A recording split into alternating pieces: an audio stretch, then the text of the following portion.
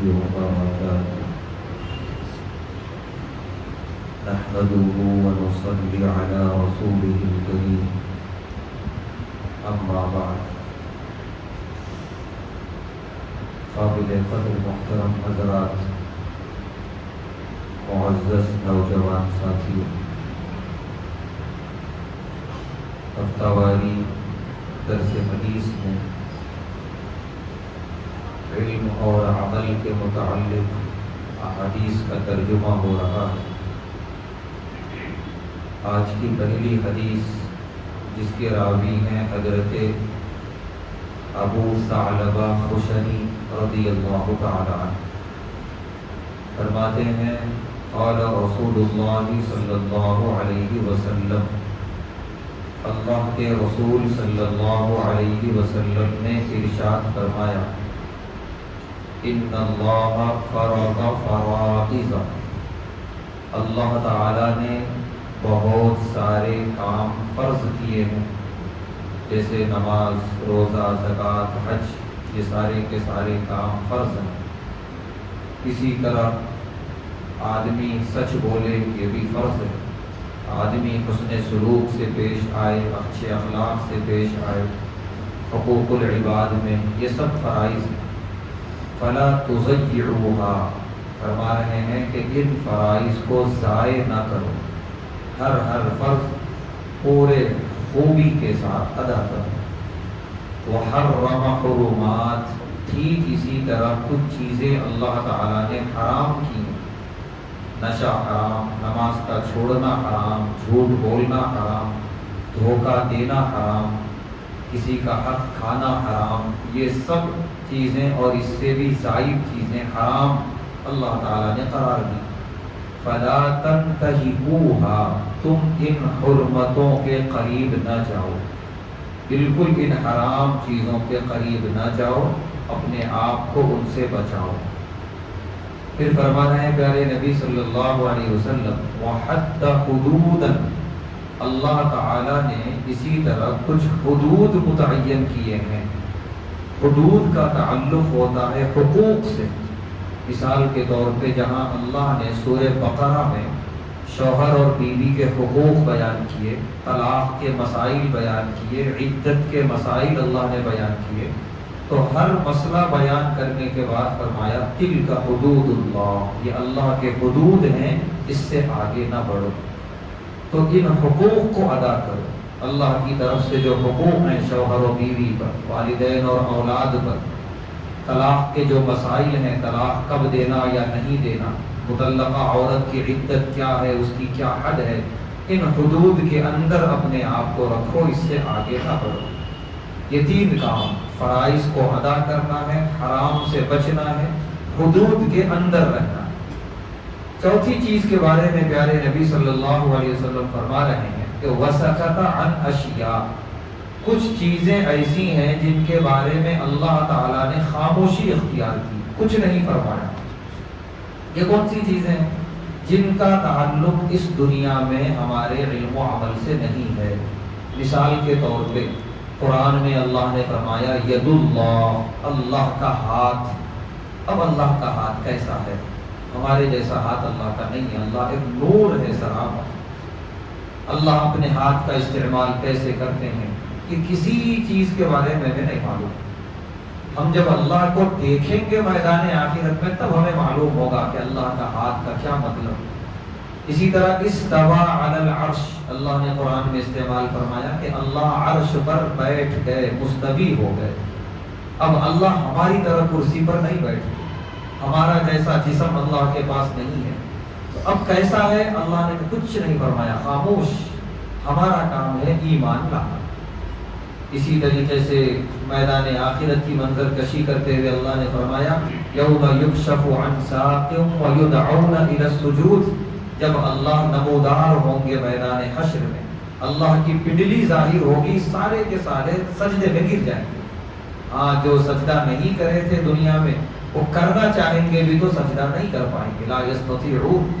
اب اللہ کی پنڈلی کیسی ہوگی، کیسے ظاہر ہوگی، کیا نور ظاہر ہوگا، یہ ساری چیزیں ہمیں نہیں معلوم۔ آخرت میں دیکھنے کے بعد ہمیں یقیناً معلوم ہو جائے گا، کوئی چیز چھپی نہیں رہے گی۔ اسی طرح ہر سورہ کے شروع میں حروف مقطعات آتے ہیں، الف لام میم ہا میم اور کاف ہا یا عین صاد طہ۔ اس کا ترجمہ کیا ہے اللہ نے نہیں بتایا۔ خاموش، اللہ خاموش تو ہم بھی خاموش، بس ایمان لانا ہے ہم کو کہ اللہ کی طرف سے۔ تو پیارے نبی صلی اللہ علیہ وسلم فرما رہے ہیں کہ کچھ چیزیں اللہ کے کلام میں ایسی ہیں جن کا ذکر تو اللہ نے کیا، وضاحت نہیں فرمائی کہ یہ کیا ہے کیسے ہے، نہیں۔ فلا تبحثوها، ان کے بارے میں بحث مت کرو، یہ حکم دے رہے ہیں پیارے نبی صلی اللہ علیہ وسلم۔ تو بہت پیارے انداز میں 4 باتیں سمجھا دی پوری شریعت اسلامیہ کی۔ جو فرائض ہیں اسے ادا کرتے رہو، چھوڑنا نہیں ہے۔ جو حرام ہے اس کے قریب بھی نہیں جانا ہے، اس سے بچتے رہو۔ جو حدود اللہ نے بیان کر دی ہے زندگی گزارنے کی، اسی حد میں رہو، حد سے آگے نہ نکلو۔ باقی جو چیزیں تمہاری ضرورت کی نہیں ہیں ان کے پیچھے مت پڑو، اس بحث میں مت پڑو، وہ اللہ کے حوالے کر دو۔ یہ بہت بہترین نصیحت ہے۔ اسی طریقے سے پیارے نبی صلی اللہ علیہ وسلم سے جتنی چیزیں پوچھنے کی تھیں، علم و عمل کے متعلق تھیں، صحابہ نے سب کچھ پوچھا، اور جس کا تعلق نہیں ہے اس دنیا سے، علم و عمل سے، اس کو نہیں پوچھا، اس سلسلے میں خاموشی اختیار فرمائی صحابہ نے۔ تو لہذا اکثر دیکھنے میں آتا ہے کہ ہم ایسی چیزوں میں بحث کرتے ہیں جس کا ہم سے تعلق ہی نہیں، نہ اس کے بارے میں سوال ہوگا، نہ اللہ نے اس کے تعلق سے ہم پر کوئی حقوق جو ہے متعین فرمائی ادا کرنا ہے، اس کے بارے میں معلوم کرو، کچھ بھی نہیں ہے ایسا۔ لیکن ہم بحث میں پڑے رہتے ہیں، خواہ مخواہ کا وقت ضائع اور جو ہے اللہ کی دی ہوئی صلاحیت ضائع۔ ایسے بحثوں سے اپنے آپ کو بچائیں، اپنی توجہ عمل کی طرف کریں، فرائض کو ادا کریں، حرام سے بچیں۔ تو بڑی اچھی تربیت ان 4 نصیحتوں میں پیارے نبی صلی اللہ علیہ وسلم نے فرمائی۔ اس کے بعد کی روایت جس کے راوی ہیں حضرت معاویہ رضی اللہ تعالیٰ عنہ، مشہور حدیث ہے یہ، فرماتے ہیں قال رسول اللہ صلی اللہ علیہ وسلم، اللہ کے رسول صلی اللہ علیہ وسلم نے ارشاد فرمایا، من یرید اللہ بہ خیرا، اللہ جس کے ساتھ خیر کا ارادہ کرتے ہیں، بھلائی کا ارادہ کرتے ہیں، یفقہہ فی الدین، اسے دین کی سمجھ عطا فرماتے ہیں، دین کا علم عطا فرماتے ہیں۔ تو یہ بہت مبارک حدیث ان لوگوں کے لیے جو علوم دین سے منسلک ہیں، لگے ہوئے۔ کوئی ضروری نہیں کہ بہت بڑے عالم بنے، علامہ بنے تبھی یہ حدیث ان کے حق میں ہے، نہیں۔ اپنی حد تک جتنا ہو سکے علوم دینیہ حاصل کرنے کی کوشش کریں۔ جتنا ہم حاصل کریں گے مطلب یہ ہے کہ اللہ کا ہمارے ساتھ اتنا ہی خیر کا ارادہ ہے، اللہ کے خیر کو دعوت دے رہے ہیں۔ باقی اللہ خالی علم کی دولت ہی نہیں بانٹ رہے اس دنیا میں، نہ جانے کیا کیا بانٹ رہے ہیں، کیسی کیسی دولت ہے، کسی کو اچھا محل ہے، کسی کو جائیداد ہے، کسی کو روپیہ پیسہ ہے، کسی کو آل و اولاد ہے، سب ہے۔ لیکن اللہ نے سب کو دیا، لیکن سب کے ساتھ خیر کا ارادہ نہیں کیا۔ دیا اس لیے دنیا کی ضرورتیں دیتے چلے گئے، لیکن جس کو اللہ نے علم دین دیا اس کے ساتھ خیر کا ارادہ کیا۔ یہ ایسا ہی ہے جیسے ایک باپ کے چند بیٹے ہوں، سب کو اللہ باپ نے بانٹا جو ضروریات کی چیزیں ہیں، لیکن ایک کو پاس بلا کے اس کو کوئی خاص نعمت عطا فرمائی۔ مطلب یہ ہے کہ اس کو زیادہ چاہتا ہے باپ، ورنہ جب سب کو بانٹ رہے تھے اس میں یہ بھی تھا تو بات ختم ہو گئی تھی، لیکن نہیں، اس کے ساتھ خیر کا ارادہ کیا باپ نے، اس سے محبت زیادہ ہے۔ تو بالکل اسی طریقے سے دینے کو سب کچھ دے رہے ہیں اللہ تعالیٰ، لیکن جس کو علم دین دے رہے ہیں یہ عام نہیں ہے، یہ اللہ کے خاص لوگ ہیں۔ اس کے بعد فرمایا پیارے نبی صلی اللہ علیہ وسلم نے وَإِنَّمَا أَنَا قَاسِمٌ، میں تقسیم کرنے والا ہوں علم دین، وَاللَّهُ يُعْطِي، اور اللہ عطا کرنے والے۔ سارا علوم نبوی، علوم وحی پیارے نبی صلی اللہ علیہ وسلم پر اترا وحی کے ذریعے، اور پھر آپ نے وہ علم تقسیم فرمایا پوری دنیا کے اندر۔ تو جتنا ہو سکے علم دین کا حصہ اپنی زندگی میں ہم حاصل کریں تاکہ اللہ کے خیر کے مستحق ہوں۔ اس کے بعد کی روایت جس کے راوی ہیں حضرت ابو ہریرہ رضی اللہ تعالی عنہ، فرماتے ہیں قال رسول اللہ صلی اللہ علیہ وسلم، اللہ کے رسول صلی اللہ علیہ وسلم نے ارشاد فرمایا، الناس معادن، لوگوں کی مثال ایسی ہے جیسے کہ کان، معدنیات جو زمین سے نکلتی ہیں، جس کو شاید مائنز کہتے ہیں، کمعادن الذهب والفضة، جیسے سونے اور چاندی کی کان ہوتی ہے، انسانوں کی مثال ایسی ہے۔ بڑی اچھی تشبیہ اور بڑی اچھی مثال دی پیارے نبی صلی اللہ علیہ وسلم کہ سونا زمین سے نکلتا ہے، کیا ہوتا ہے؟ مٹی کا ڈھیلا ہوتا ہے. چاندی زمین سے نکلتی ہے، مٹی کا ڈھیلا ہوتا ہے. اس میں اور مٹی کے ڈھیلے میں کوئی فرق نہیں، لیکن ایک وقت آتا ہے کہ یہ آنکھوں میں سجایا جاتا ہے، یعنی پلکوں پہ رکھا جاتا ہے سونے کو، اور مٹی کا ڈھیلا ڈھیلا ہی رہ جاتا ہے. وجہ کیا ہے؟ اس کے پیچھے محنت ہوتی ہے. اس کے اوپر جو تہ جمی ہوئی ہے مٹیوں کی، اس کو صاف کیا جاتا ہے، پھر اس کو آگ میں تپایا جاتا ہے، پھر تپایا جاتا ہے، پھر تپایا جاتا ہے، پھر اس میں بہت باریک محنت ہوتی ہے، اس سے زیورات بنائے جاتے ہیں. پھر ایک وقت آتا ہے کہ گھر میں سب سے مخصوص جگہ ملتی ہے اس کو رکھنے کے لیے، جبکہ مٹی کا ڈھیلا وہ یوں ہی ڈھیلا پڑا ہوا ہے. بالکل اسی طرح انسان کی مثال ہے کہ انسان جب تک اس پر محنت نہیں ہوئی وہ مٹی کے ڈھیلے کی طرح ہے، بس کھا رہا ہے، سو رہا ہے، جی رہا ہے، اس سے زیادہ کچھ بھی نہیں ہے. لیکن جیسا اس سونے کے ڈلے پہ محنت ہوئی، ویسا انسان پہ محنت ہو، اس کی تربیت ہو، اس کو سکھایا جائے، اس کو تہذیب دی جائے، اس کو اچھی تعلیم سے آراستہ کیا جائے، اس کی صبح و شام نگرانی کی جائے، آہستہ آہستہ اندر سے ایک گوہر نکل کے آتا ہے اس انسان کے اندر. اب وہ عام انسانوں جیسا نہیں ہوتا. اس کی زبان، اس کے اخلاق اور اس کا جو اس کی شخصیت میں جو کشش ہوتی ہے، لوگ اس کی طرف کھینچے چلے جاتے ہیں. وہ نفع بخش بنتا ہے انسانیت کے لیے، یہاں تک کہ پلکوں میں بٹھایا جاتا ہے. یہ انسان کب بنا ایسا؟ جب محنت ہوئی، اس کے اوپر محنت ہوئی، اور وہ خود بھی محنت کیا اپنے اوپر. تو ماں باپ کی محنت، ذمہ داروں کی محنت، اور بالغ ہونے کے بعد بچے کی خود اپنے آپ پہ محنت، ایک وقت آتا ہے کہ وہ ایک نایاب گوہر بن کے نکلتا ہے. جتنے اللہ کے نیک بندے، صالح بندے، ہمیشہ یاد کیے جانے والے بندے گزرے ہیں اس دنیا میں، یہ ساری خاصیتیں لے کر پیدا نہیں ہوئے تھے. یعنی وہ پیدا ہوتے ہی اتنے مشہور اور معروف نہیں تھے، وہ عام انسانوں کی طرح تھے، لیکن وہ کیوں ممتاز ہو گئے؟ محنت ہوئی ان کے اوپر. جیسے سونے کے ڈلے اور چاندی کے ڈلے پہ محنت ہوتی ہے. تو پیارے نبی صلی اللہ علیہ وسلم نے بڑی اچھی مثال دی کہ سونے کے ڈلے کو اگر محنت نہ کر کے پھینک دیا گیا، ضائع ہو گیا، بڑا قیمتی گوہر ضائع ہوا. اسی طرح انسان پہ اگر محنت نہ ہو تو وہ ضائع ہو جاتا ہے، بڑا قیمتی گوہر ضائع ہوتا ہے. ہر انسان کے اندر اللہ نے بڑی عمدہ صفتیں اور اخلاق چھپا کے رکھے ہیں. شرط یہ کہ اس کو باہر نکالا جائے، اوپر جو گرد بیٹھی ہوئی اس کو صاف کیا جائے، تہذیب سے آراستہ کیا جائے، تمدن سے آراستہ کیا جائے، پھر وہ انسان بنتا ہے. اور وہی عرب جن کے بارے میں یہ قیصر و کسریٰ والے کہتے تھے ان کو اونٹ اور بکریاں چرانے کے علاوہ کچھ بھی نہیں آتا، بلکہ اس سے آگے کے بھی جملے بولتے تھے، اتنے برے جملے عرب کے لیے. لیکن نبی پاک صلی اللہ علیہ وسلم نے محنت کی، 10 سالہ اور 23 سالہ جو محنت ہے، پھر جو چمکے ہیں وہ ابو بکر صدیق بن کر، عمر فاروق بن کر، عثمان ذی النورین بن کر، علی حیدر کرار بن کر. اور یہی نہیں، تمام صحابہ کرام کہ ایک ایک صحابی جس ملک میں گئے ملک کی تقدیر بدل کے رکھ دی. تو یہ کہاں سے نکل کے آیا؟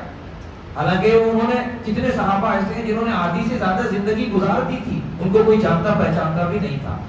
وہ سونے کی ڈلے کی طرح تھے کہ اندر گوہر چھپا ہوا تھا، اوپر مٹی تھی، کوئی پہچانتا نہیں تھا. اسی مٹی کو صاف کیا ہے پیارے نبی صلی اللہ علیہ وسلم نے، اسی کو جو ہے آراستہ کیا ہے، مزین کیا ہے، اور پھر چمکایا ہے ایسا چمکے کہ جیسے چاند و سورج بھی نہیں چمک سکتے ہیں.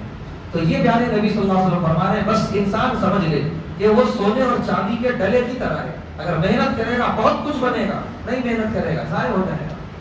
آگے آپ نے فرمایا خیارہم فی الجاہلیہ، دور جاہلیت میں بھی جو آدمی بہتر عادتوں والا تھا اسلام لانے سے پہلے، خیارہم فی الاسلام، اسلام میں اس کا استقبال ہے، اس کی ہر ایسی عادت کا استقبال ہے.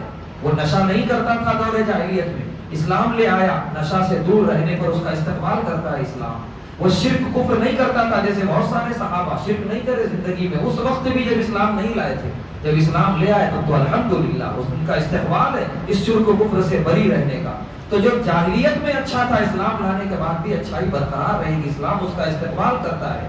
اخیر میں پیارے نبی صلی اللہ علیہ وسلم فرما رہے ہیں اذا فقہوا، کاش کے لوگ سمجھ جائیں، اس حقیقت کو سمجھ جائیں کہ اللہ نے انہیں عبث پیدا نہیں کیا. اللہ نے ایک چھوٹی چیونٹی کو بلکہ چھوٹے ذرے کو بھی اس دنیا میں بیکار پیدا نہیں کیا.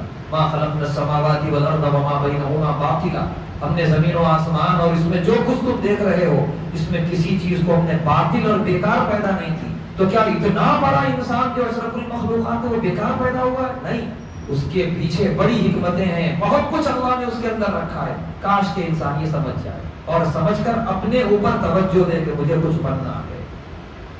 اس کے بعد آج کی آخری روایت جس کے راوی ہیں حضرت انس بن مالک رضی اللہ تعالیٰ عنہ، فرماتے ہیں کان نبی صلی اللہ علیہ وسلم اذا تکلم بکلمہ، کہ پیارے نبی صلی اللہ علیہ وسلم کے گفتگو کرنے کا انداز ایسا تھا، خاص طور سے آپ کی وہ گفتگو جس میں آپ کچھ نصیحت کرنا چاہ رہے ہیں، کچھ علم کی باتیں بتانا چاہ رہے ہیں صحابہ کو، اعادہا ثلاثا، تو آپ اس بات کو 3 مرتبہ دہراتے تھے، اعادہ کرتے تھے، تاکہ خوب اچھی طریقے سے صحابہ کے ذہن میں بیٹھ جائے، کیونکہ آپ کی ایک ایک بات کو قیامت تک کے لیے زندہ رہنا ہے، لہذا خوب اچھی طریقے سے ذہن نشین ہو صحابہ کے، پھر صحابہ بعد والوں کو بتائیں، پھر اسی طریقے سے یہ بات چلتی رہے نبی صلی اللہ علیہ وسلم کی اور زندہ رہے۔ اللہ جزائے خیر دے محدثین کو، انہوں نے بہت بڑا کارنامہ انجام دیا کہ پوری سند کے ساتھ پیارے نبی صلی اللہ علیہ وسلم کی ایک ایک بات کو احادیث کے اندر ذخیرہ کر دیا، کوئی بات ضائع نہیں ہوئی، کوئی بات مطلب یہ کہ چھوٹی نہیں، الحمدللہ۔ تو پیارے نبی صلی اللہ علیہ وسلم اسی مقصد کے تحت 3 مرتبہ دہراتے تھے، اور آپ کی عادت یہ تھی اذا اتی علی قوم، کسی بھی قوم کے پاس آپ جاتے، سلم علیہم، آپ سلام کرتے، سلام میں خود پہل کرتے۔ سلام میں پہل کرنا پیارے نبی صلی اللہ علیہ وسلم نے فرمایا دل سے تکبر کو اور ریاکاری کو مٹاتا ہے، ختم کرتا ہے، عاجزی پیدا کرتا ہے۔ سلم علیہم ثلاثا، اگر جواب نہ ملے تو 3 مرتبہ تک آپ سلام کیا کرتے تھے۔ اور آپ کی عادت مبارکہ یہ بھی تھی، کسی کے گھر پہ جاتے تو اس زمانے میں بیل مارنا اس طرح کا کوئی رواج نہیں تھا، سلام کے ذریعے آواز پہنچاتے تھے کہ کوئی آدمی ملنے آیا ہے، تو 3 مرتبہ آپ سلام کرتے تھے، جواب مل گیا الحمدللہ، نہیں ملا تو آپ واپس آتے تھے۔ تو پیارے نبی صلی اللہ علیہ وسلم کی یہ عادت مبارکہ ہے، ہمیں بھی اپنانی چاہیے، اور بھی علم و عمل کے متعلق احادیث آئیں گی۔ اللہ تبارک و تعالیٰ سے دعا ہے اللہ تبارک و تعالیٰ ہم تمام کو پیارے نبی صلی اللہ علیہ وسلم کی پیاری نصیحتوں پر عمل کرنے کی توفیق عطا فرمائے، ہم سب کو با کمال، با ہنر اور با اخلاق انسان بن کر زندگی گزارنے کی توفیق عطا فرمائے، شرور اور فتن سے حفاظت فرمائے۔ وآخر دعوانا الحمد للہ رب العالمین۔